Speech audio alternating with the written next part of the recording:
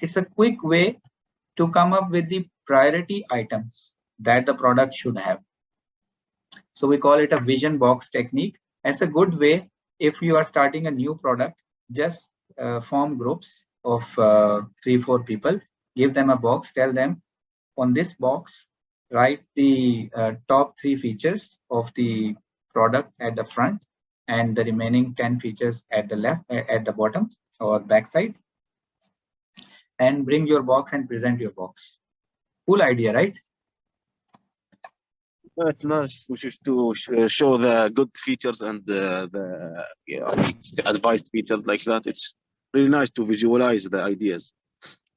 Yeah, they bring it actually in a kind of a box that they put the product name and 1 or 2 3 features which are the most important.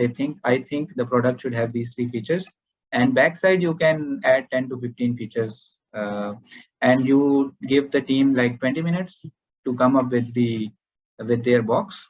And what does it do? It demonstrates the early collaboration plus prioritization of the features, because once you get let's say 4 or 5 boxes with the top 3 features, so you can take the top 3 features from 4 or 5 boxes, and that's your minimum viable product.